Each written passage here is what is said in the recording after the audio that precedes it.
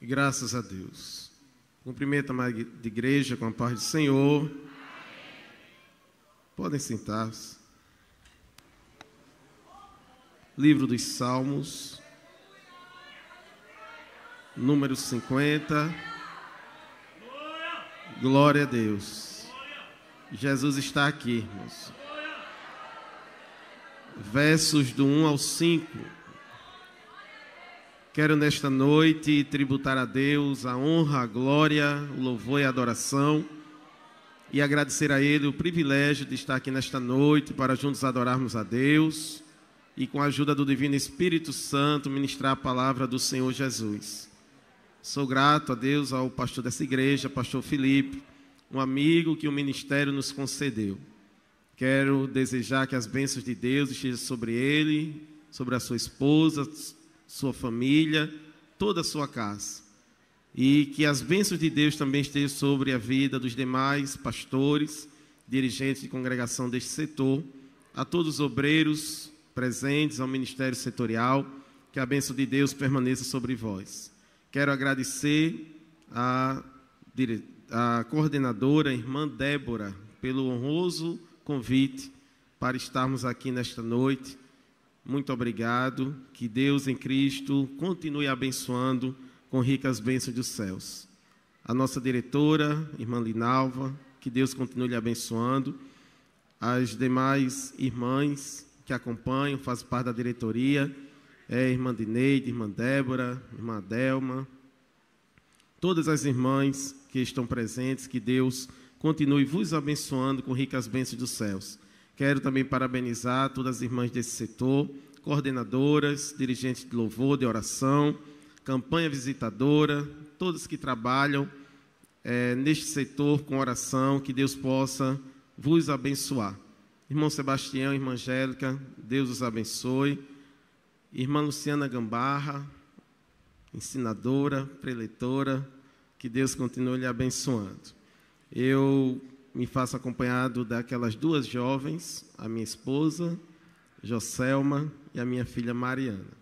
Nós servimos a Deus na congregação do Valentina 2, carinhosamente chamando de V2. Estamos ali, hoje, dia 21 de agosto, completam 7 meses que nós estamos na congregação do Valentina 2 servindo a Deus. Amém? Hoje é o último dia e eu pretendo ser breve em nome de Jesus. Livro dos Salmos, eu quero ler com a igreja do verso 1 ao verso de número 5, que diz assim: O Deus poderoso, o Senhor falou e chamou a terra desde o nascimento do sol até ao seu ocaso. Desde Sião, a perfeição da formosura, resplandeceu Deus. Virá o nosso Deus e não se calará. Adiante dele um fogo irá consumindo, e haverá grande tormenta ao redor dele. Do alto chamará os céus e a terra para julgar o seu povo. Congregai os meus santos, aqueles que fizeram comigo um concerto com sacrifícios. Amém? Amada igreja do Senhor Jesus, o livro dos Salmos, ele deriva de uma palavra hebraica chamada Terrilim, que significa louvores. Ele é um conjunto de louvores de adoração a Deus. O livro dos Salmos, eles foram escritos para deixar registrados orações, súplicas, louvores e também profecias messiânicas, que fazem referência ao nascimento, à vida, ao milagre, ao ministério, à morte e à ressurreição de Jesus Cristo. O livro dos Salmos, a maioria deles foi escrito pelo salmista Davi, que escreveu 73. Asaf, que escreveu o Salmo de número 50, ele escreveu 12 salmos. Os filhos de Corá escrevem 9. Salomão escreve 2. Moisés, Remã e Etã escreve cada um salmo. E nós temos cerca de pelo menos 50 salmos anônimos, que nós não sabemos quem escreveu, mas nós temos certeza que foram inspirados pelo Espírito Santo do Senhor. O livro dos Salmos, eles contêm louvores, súplicas, orações, falam a respeito da dedicação, da intimidade com Deus e daquilo que os salmistas querem expressar. Se nós temos a harpa cristã para louvar a Deus, com o nosso inário oficial. O povo de Israel tem o livro dos Salmos como o inário oficial para louvar a Deus. Enquanto nós lemos os Salmos, o povo judeu, eles cantam os Salmos. O livro dos Salmos, ele é interessante. Ele é o maior livro da Bíblia, com 150 salmos. Ele contém o maior capítulo da Bíblia, que é o Salmo 119. Ele também contém o menor capítulo, que é o 117. A palavra aleluia, que significa dar louvor a quem é de direito, é mencionado na Bíblia 28 vezes. No livro dos Salmos é mencionado 24 vezes. Se nós formos dividir a Bíblia no meio, o verso central da Bíblia Sagrada está escrito no Salmo 118, verso de número 8. O livro dos Salmos, ele contém expressões da alma. Eles trazem emoções, eles trazem súplica daquilo e de parte do coração de alguém que queria conversar com Deus. Quando nós lemos o livro dos Salmos, como diz o saudoso pastor Antônio Gilberto, nós acabamos nos inserindo no livro dos Salmos. Porque se o salmista estava alegre, ele escrevia. Se ele estava triste, ele escrevia. Se ele estava sendo perseguido, ele também escrevia para cantar. Se ele estava sofrendo calúnia, preocupação, ele também abria o seu coração e escrevia um louvor que tirava de dentro da sua alma e oferecia ao Deus que é Criador dos céus e da terra. Aleluia! O livro dos Salmos 150, eles são divididos em 5 grupos. E os 5 grupos fazem referência ao Pentateuco, os 5 primeiros livros da Bíblia. O Salmo de número 1 ao Salmo de número 41 falam sobre o homem e a criação e fazem referência ao livro de Gênesis. O Salmo 42 ao 72 fala sobre livramento e servidão e fazem referência ao livro do Êxodo. O Salmo 73 ao 89 fala sobre adoração e fazem referência ao livro de Levítico. O Salmo 90 ao 106 fazem referência a deserto e a provisão e fazem referência ao livro de Números. E por fim, o Salmo de número 107 ao 150 fala de palavra e louvor e faz uma referência ao último livro do Pentateuco, que é Deuteronômio. Quando nós olhamos para a Bíblia Sagrada, nós vemos, irmãos, e eu quero passar rapidamente, que o livro dos Salmos falam diretamente à grandeza, à soberania, ao poder, ao amor e à graça de Deus. O Salmo de número 1, ele fala que o Senhor conhece o caminho dos justos. É tanto que o caminho dos ímpios, ele vai perecer. O Salmo de número 2, ele fala que o Senhor, ele é rei e virá sobre o monte de Sião. O Salmo de número 3 diz que o Senhor é aquele que nos sustenta. Tudo pode abalar, tudo pode desmoronar, mas aquele que habita no esconderijo do Altíssimo, a sombra do Onipotente descansará.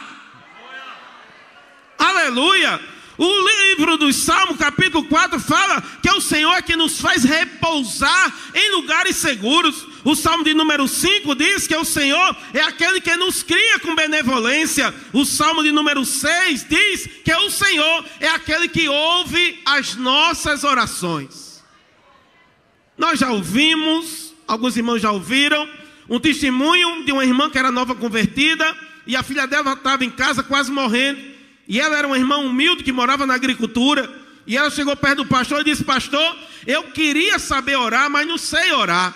E aí o pastor disse para ela: irmã, a senhora ore com o coração sincero, da forma que a senhora fala, e Deus vai entender como é que a senhora está pedindo. E a irmã, muito humilde, ela foi orar, se ajoelhou no último banco da igreja e começou a orar dizendo: Senhor Jesus, a minha filha está doente em casa. É por isso que ela não pôde vir para a igreja. E eu sei que o senhor está aqui na igreja, mas eu queria que o senhor fosse lá em casa. Olha, o senhor pega a rua direita e pode ir em frente. Lá na frente o senhor vai ter que passar 3 ruas e passar por uma ponte. E a irmã orando diz assim: mas o senhor tome cuidado, porque uma das tábuas está solta. E se o senhor não tiver cuidado, pode cair lá embaixo. E ela continua orando. Aí o senhor passa a ponte, desce uma ladeirinha bem estreitinha e sobe de novo. A última casa de cor branca é a minha casa. O senhor não se preocupe, eu vou dizer onde está a chave. Eu deixei no tapete que está em frente de casa. Pode pegar a chave e entrar. orou. E disse: pastor, aprendi a orar. Quando ela chegou em casa, a menina que estava com febre, quase morrendo, estava de pé, dizendo: mainha, apareceu aqui um homem todo de branco e eu estou boa agora. Ele ouve. Ele ouve. Ele ouve. Quando ninguém ouve, ele ouve. Quando ninguém vê, ele vê.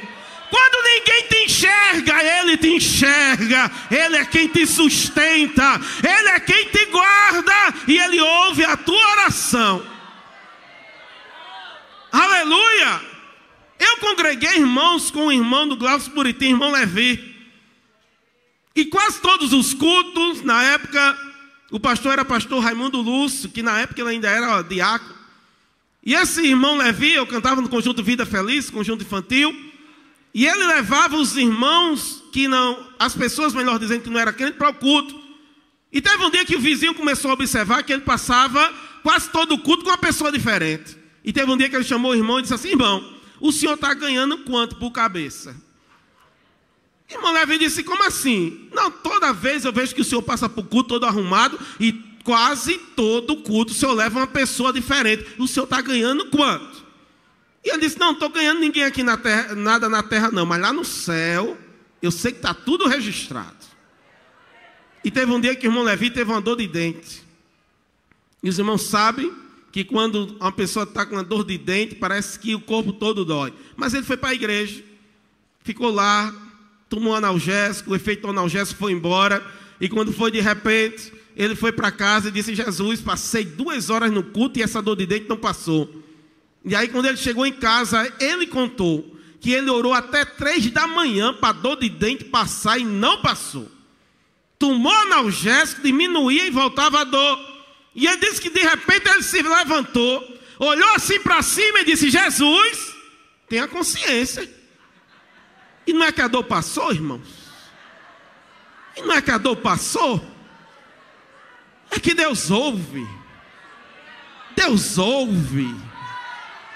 Aleluia. Você não está aqui em vão. Deus ouve.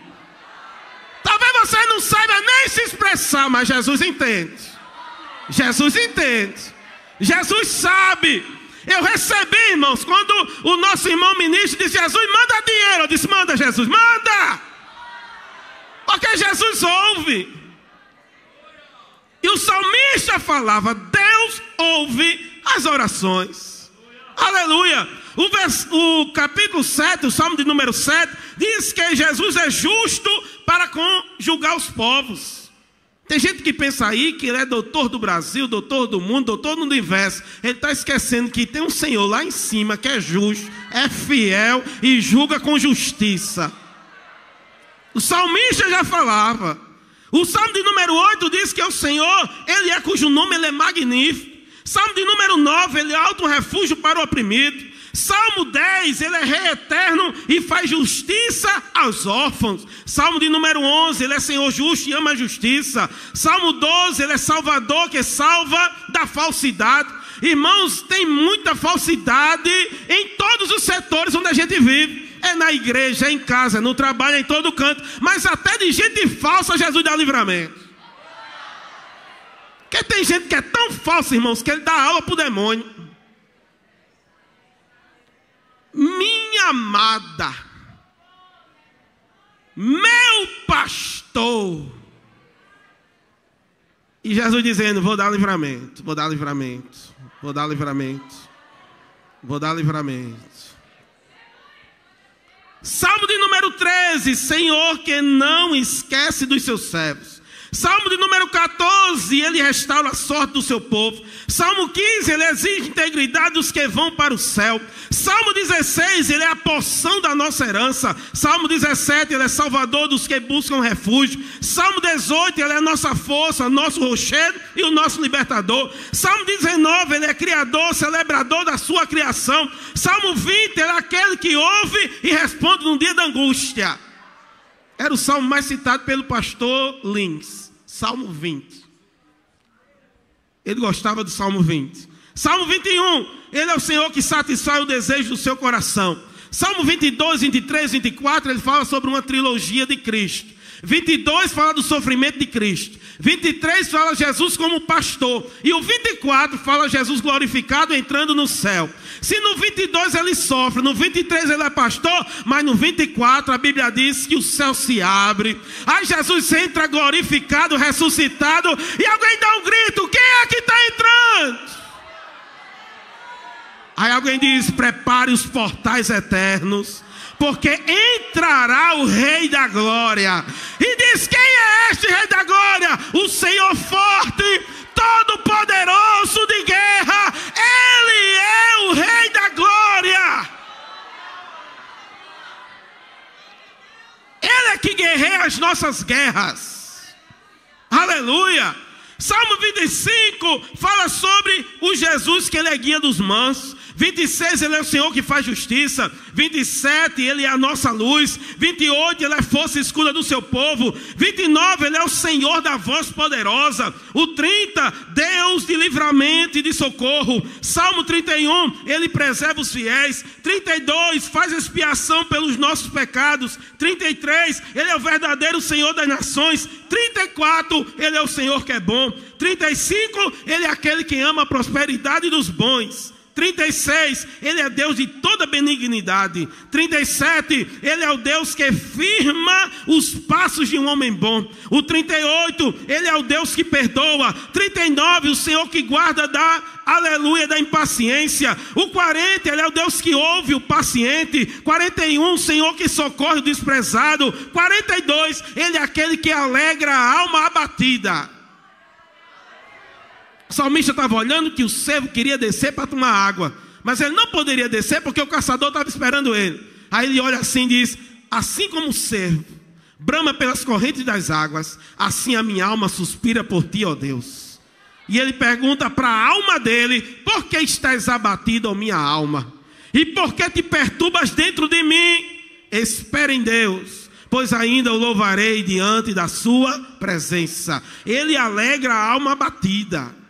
Salmo 43, ele é a fé na hora do desânimo. 44, ele é o Deus em quem nós podemos confiar. 45, ele é o Senhor que ama a sua igreja. 46, ele é o nosso refúgio e fortaleza. 47, ele é o Senhor que triunfará sobre as nações. 48, ele é aquele que dá vitória a Sião. 49, é aquele que faz com que os bens terrestres não sejam suficientes, porque só quem é suficiente é ele.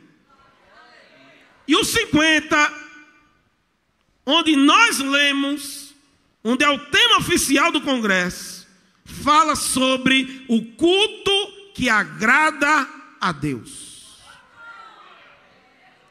Ele foi escrito por Asaf. E Asaf queria mostrar que o culto, ele só é perfeito quando Deus está presente. Quando ele diz: congregai-vos os santos, ele está dizendo: cheguem para perto. Fiquem em reunião, em assembleia, em congregação, estejam perto daquele que é legislador, é juiz e é advogado. Asaf estava dizendo: chegue para perto. Mas quem era Asaf? Asaf era da tribo de Levi, filho de Baraquias. Os irmãos lembram que a tribo de Levi, quando o faraó começou a perseguir as crianças, e disse assim: se aparecer alguém, alguma mulher grávida, e o menino nascer, mata o menino. Nós não queremos homem nascendo aqui. E aí, quando todo mundo fica com medo, a Bíblia diz que um homem da tribo de Levi, com sua esposa Joquebede, eles geram uma criança. E essa criança passa a se chamar Moisés, tirado das águas. Moisés é um homem tão bem conceituado com Deus que ele chegou a dar conselhos a Deus. Um dia Deus disse assim: olha Moisés, eu vou acabar com esse povo. Aí Moisés diz assim: não, Senhor, o que é que dirão os outros povos se o Senhor acabar com o povo de Israel? Vão dizer que o Senhor não teve condição de liderar esse povo. Aí Deus disse: Moisés, eu vou seguir aquilo que tu está falando. Moisés foi tão bem conceituado que um dia Arão e Miriam estavam falando mal de Moisés.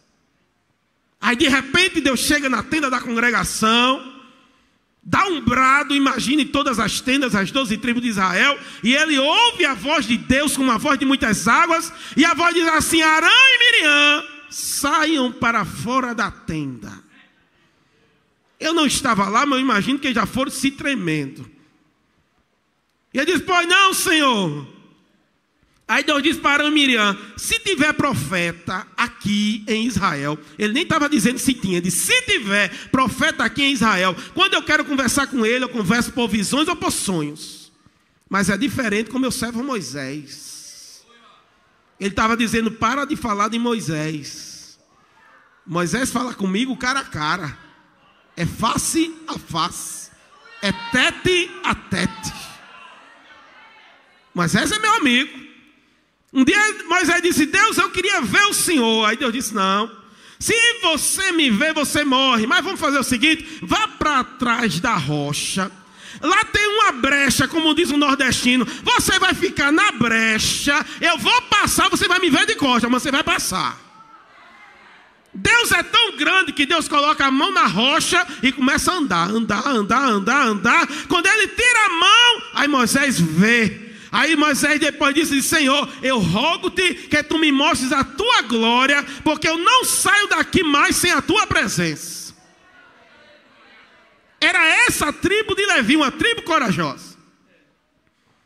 O tempo passa, e aí nós chegamos ao reinado dos reis de Israel, por que não dizer o reinado de Davi? Os irmãos lembram que no livro de Juízes, a arca de Deus, que era símbolo da presença de Deus, havia sido tirada do povo de Israel por causa do pecado de Ofni e Finéias, que eles estavam cometendo o pecado de prevaricação, adultério e depravação dentro do templo. E Deus permite que a arca seja levada pelos inimigos. A Bíblia diz que a arca passa 20 anos na casa de Abinadab e não acontece nada, mas passa 3 meses na casa de Obed-edom e Deus abençoa a casa de Obed-edom. Quando Davi assume o trono, diferente de Saul, porque Saul estava importando com o trono, Davi diz assim: está faltando alguma coisa aqui no reino. E aí os levitas disseram: rei, está faltando a arca, está faltando a presença.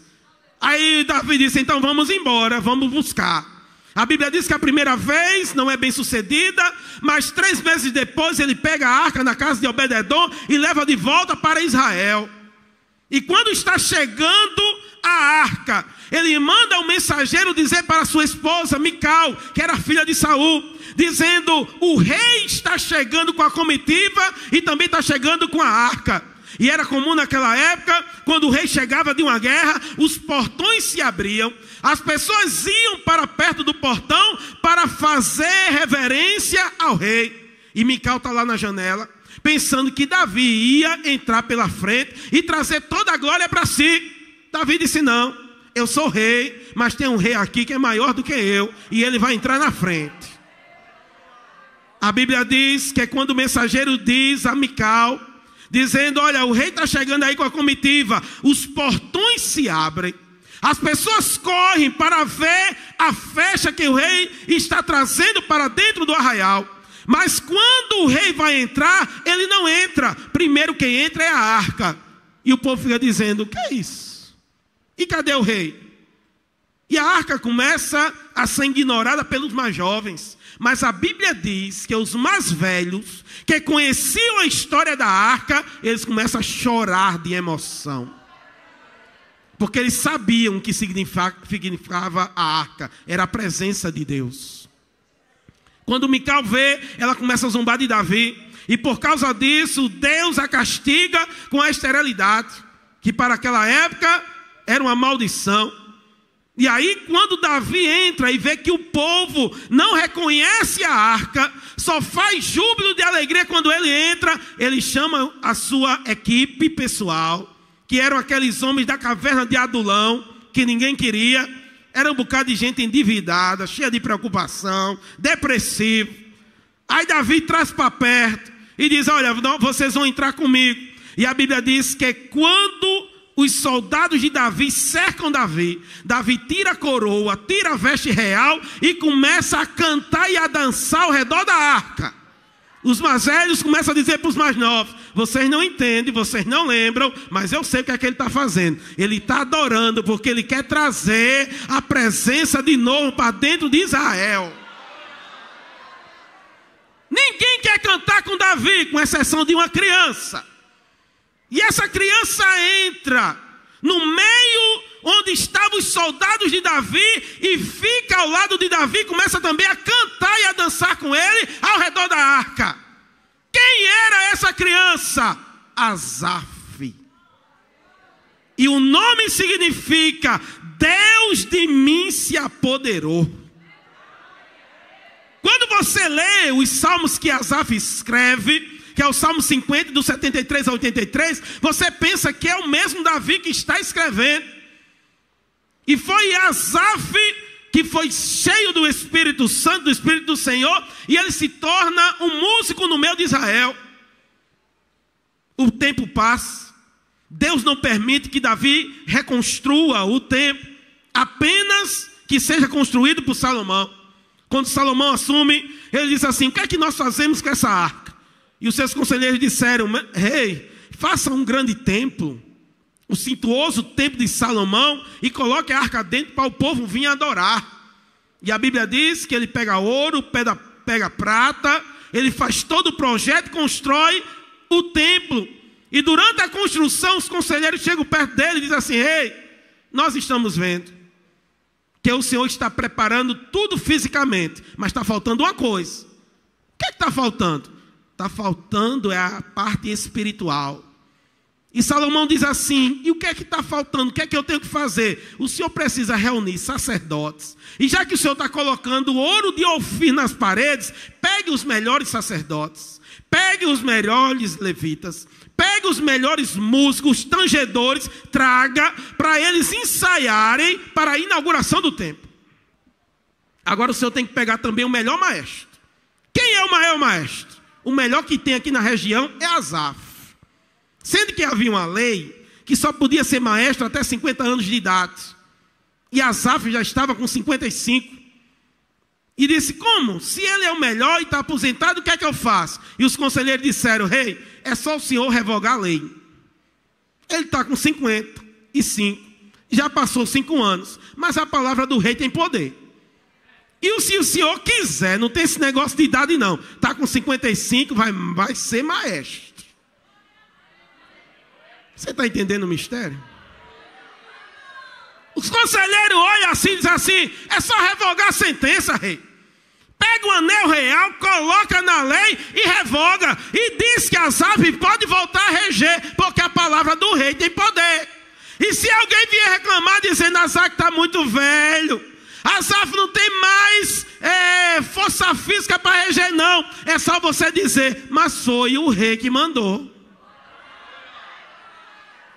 Lá no centro da oração tem uma irmãzinha, ela já está com 70, já podia ter entregado, mas foi o rei que mandou. Ela já era para ter falado com a irmã Linalva e deixar para lá, mas foi o rei que mandou. E a palavra do rei tem poder. Eles mandam chamar Asaf, Asaf diz: eu estou pronto. E eles demoram 7 anos para construir o templo. Quando é no dia da inauguração, tinham pelo menos 5 milhões de pessoas. 7 anos ensaiando.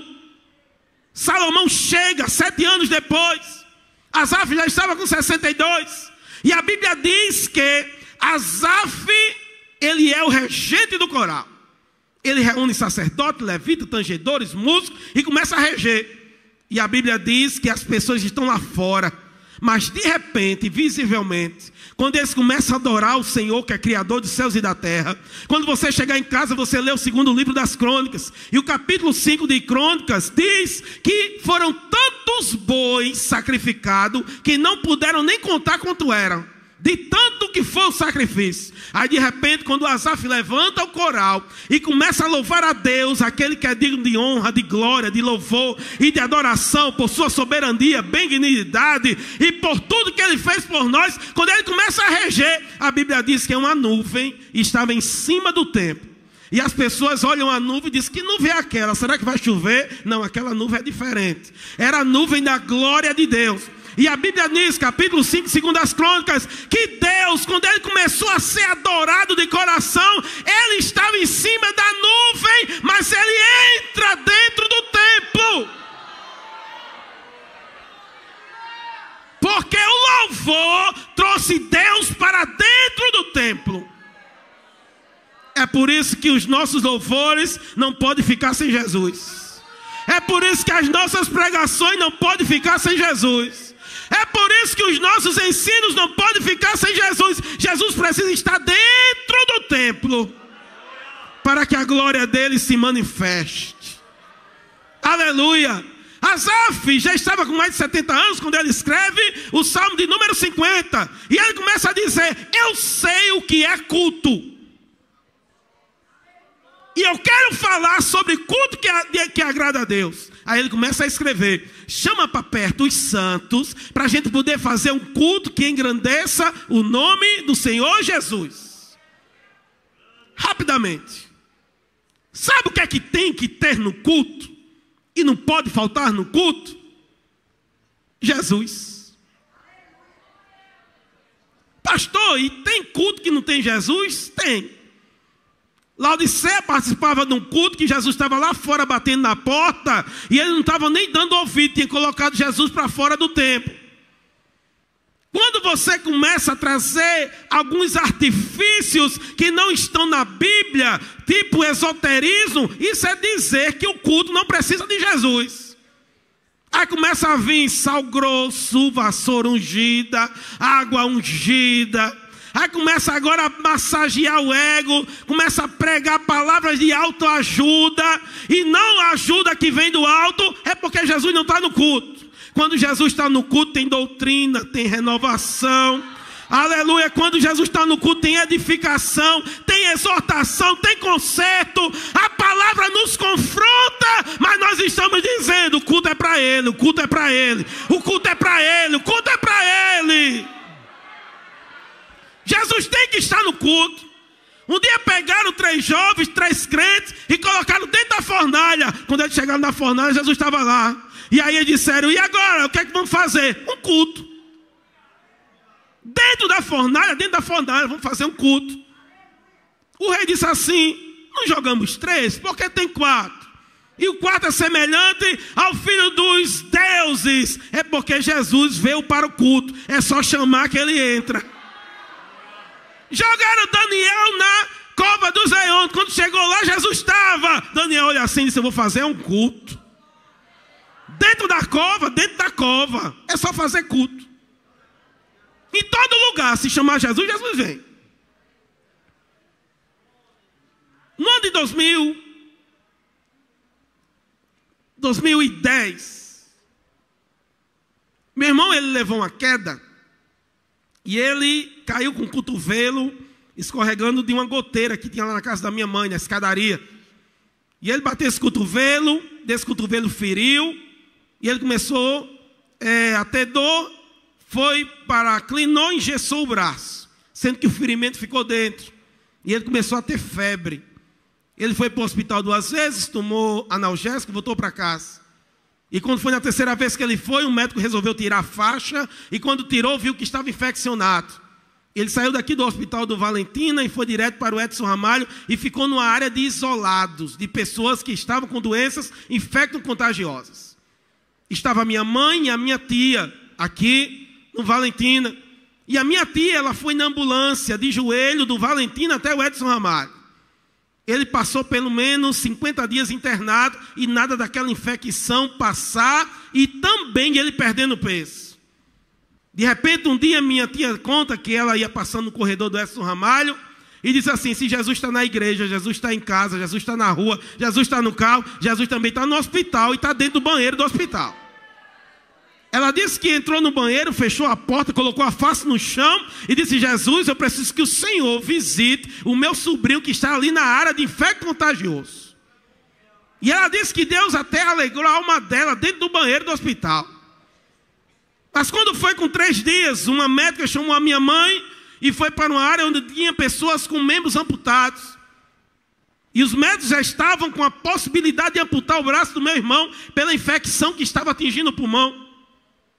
E chegou, chamou a minha mãe e disse: olha, mãe, aqui tem pessoas, diversas pessoas que têm membros amputados e vivem normalmente.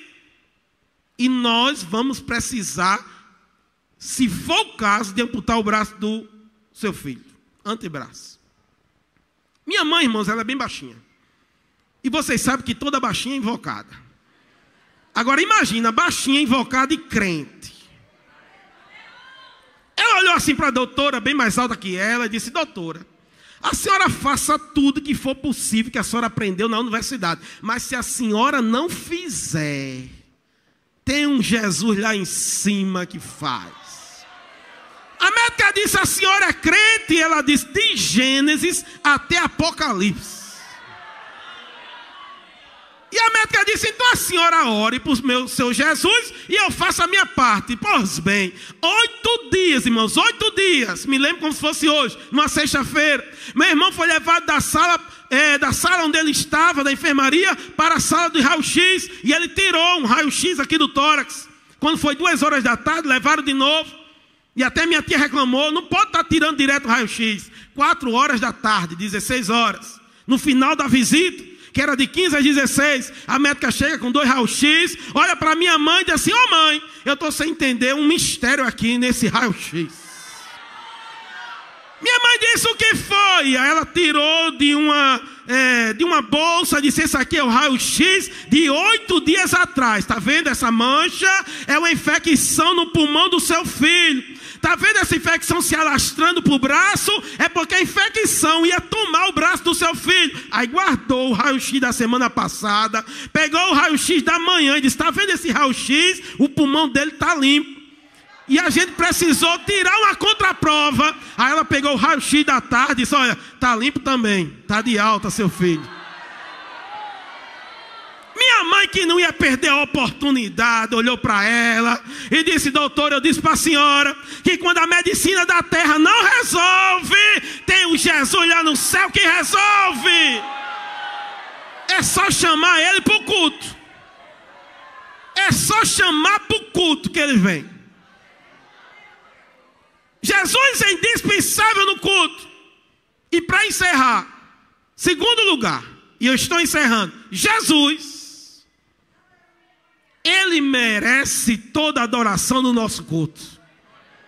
E onde ele está, a adoração não pode ser encerrada.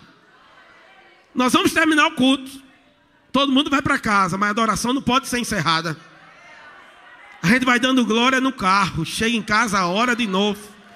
Chega na cozinha de Jesus, fica aqui na cozinha. Fica aqui na varanda, vai lá no quintal de Jesus, fica no quintal. Vem aqui no sofá, senta no sofá, participa da casa. Porque o culto a Deus, ele é contínuo. Ele não acaba. Ele não acaba. Jesus, quando ele ressuscitou, ele disse: vocês fiquem na cidade de Jerusalém, para que do alto seja revestido de poder. A igreja é revestida de poder. E eles começam agora a pregar o evangelho. A Bíblia diz que Paulo é alcançado pelo evangelho. E ele começa a fazer discípulos para Cristo. Um dos discípulos, ou uma das discípulas de Cristo, é uma irmã chamada Febe. Pouca gente fala de Febe, a não ser em congresso de senhoras. Mas pelo menos eu nunca preguei sobre Febe, é a primeira vez. E é interessante a história dela. Porque Febe significa serva do Deus Altíssimo. Quem era Febe? Diaconisa da igreja. Uma das cooperadoras do apóstolo Paulo. Quando Paulo escreve a carta aos Romanos, que é a carta mais teológica, mais importante, a maior, ele poderia ter mandado Barnabé entregar. Ele poderia dizer: ô Silas, vem cá, compra a tua passagem, vai lá em Roma e entrega a carta. Ele poderia ter chamado Pedro, ele poderia ter chamado alguns dos pregadores. Ele chama Febe. E diz: Febe, pega a carta de Romanos, entrega para a igreja que está em Roma. Sabe o que é interessante? É porque quem entregava a carta tinha que ler toda a carta. Além de entregar, tinha que ler. E tinha que saber o conteúdo da carta. Vocês acreditam que Febe pegou a carta aos Romanos e ela foi a primeira pessoa, além de Paulo, a ler a carta aos Romanos? Por quê? Porque no culto, Deus sempre vai encontrar uma Febe. Mas pastor, eu sou lá dos bastidores, ninguém vê. Jesus vê. Quantas Febes desconhecidas, mas que de 3 horas da manhã se levantam dizendo: Jesus salva almas, Jesus liberta vidas, Jesus ajuda as irmãs da vitória, ajuda o pastor, ajuda a igreja, derrama a tua graça. Tem muita Febe, aleluia, que estão nos bastidores, mas lá no céu é conhecida, porque o culto a Deus não depende de cargo, de posição, nem quem é a pessoa. É só ter coração sincero que Deus se utiliza. Aleluia! Deus se utiliza de quem Ele quer. É só chamar para o culto. Tem um homem no livro dos Heróis da Fé chamado Jonatas Edwards. Diz a história que ele passava 3 dias sem comer e sem beber nada, só orando. Ele era míope, quase cego, não sabia nem falar direito porque era tímido. Mas diz a história que quando ele saía do quarto, os olhos deles brilhavam como se fosse o rosto de um anjo. E diz que quando ele começou a pregar, e o sermão dele mais conhecido é: pecadores nas mãos de um Deus irado. As pessoas se agarravam no templo, pedindo perdão a Deus dos seus pecados. E ele pegava o sermão e ia desse jeito, porque ele não conseguia ler distante, porque ele quase não via direito. Mas Deus se utilizava dele, porque ele chamava Jesus para o culto. Um homem chamado John Wesley, que ia para a praça pública para pregar, e as pessoas diziam: John Wesley, qual é o segredo que você prega na praça e o povo vai lhe ouvir? Ele disse: é porque eu chamo Jesus para participar do culto comigo em casa. Aí eu vou para a rua pegando fogo, aí o povo vem, ouve a palavra e aceita o evangelho de Cristo. É só chamar Jesus para o culto. É só chamar Jesus para o culto. Minha mãe, irmã, essa mesma baixinha, ela está com quase 78 anos. Ela está com início de Alzheimer. Todos os dias eu passo lá. Em 15 minutos ela faz a mesma pergunta de 12 a 15 vezes. Ela às vezes esquece o nome da minha irmã que mora com ela. Ela lembra de coisas de quando ela era criança, mas às vezes ela não lembra se ela almoçou ou tomou café. Mas vocês acreditam que dia de culto, quando eu chego lá das 18 horas, ela está arrumada? E eu chego dizendo: que elegância é essa? A senhora vai para onde? Ela disse: eu vou para o culto. Hoje é dia de culto. Hoje é dia de culto. Hoje é dia de culto. Hoje é dia de culto. Pastor, mas eu estou com a fibromialgia braba. Mas hoje é dia de culto. Pastor, o senhor não sabe o que eu vou enfrentar quando chegar em casa. Aproveita, hoje é dia de culto. Pastor, está uma confusão, sendo que Deus vai desarmar a tenda do inimigo e vai dar vitória a você dentro de casa, porque hoje é dia de culto. Alabacé. Aí, debaixo, beaça. Chama Jesus para o culto. Quantas vezes você passa sozinha, pensando: Jesus, eu estou sozinha, indo para a igreja. E Jesus está dizendo: vai para o culto, continua no culto. Continua no culto. Às vezes você chega sozinho no ciclo de oração, quando tem muito, tem 5. E você diz: Jesus, estou só com 5. Só tem 3 hoje. E agora quem vai me ajudar? E Jesus está dizendo: faça culto. Faça culto. Faça culto. Faça culto. Faça culto. Hoje é dia de culto. Chama Jesus para o culto. Um dia disseram: Jairo, não interrompe mais o mestre, porque tua filha morreu. Jesus disse: mas Jairo, não temas, crê somente, me chama para o culto. Aí Jairo chegou, mandou as carpinteiras sair, só fica Pedro, Tiago e João, e diz: Jesus fica, porque ele vai fazer o culto. E Jesus disse: menina, levanta. E a menina levanta, porque naquele dia Jesus estava no culto. Quando Jesus está presente, tem renovo, tem graça, tem misericórdia, tem unção. Então nesta noite recebe graça de Deus, porque às vezes Deus quer falar no terremoto, quer falar no fogo, mas hoje, como brisa suave, Ele está dizendo: me convida para o culto, me convida para o culto. É por isso que até hoje você está de pé. Deus tem lhe sustentado, porque você está no culto. É por isso que teu coração não para, tua pressão não dispara, tuas veias não entopem, porque Ele tem te sustentado. Chama Ele para o culto. Chama Ele para o culto.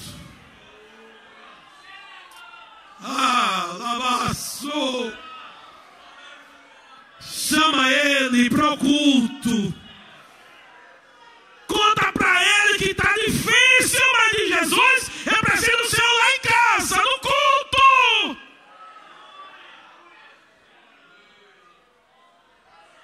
Te amo, Deus, tua graça nunca falha. Eu estou em tuas mãos, desde quando me levanto até eu me deitar, eu cantarei a bondade. Cante que Ele é fiel, és fiel em todo o tempo.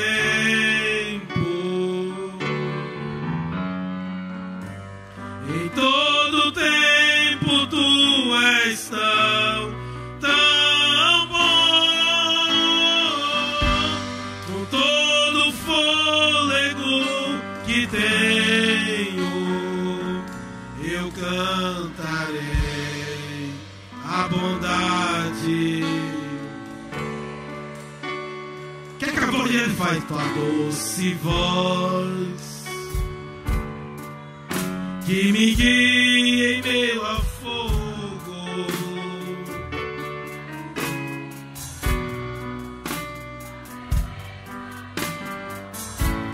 Chegue hoje em casa e diga: a partir de hoje tem culto. Tem culto. Se deixar o culto doméstico,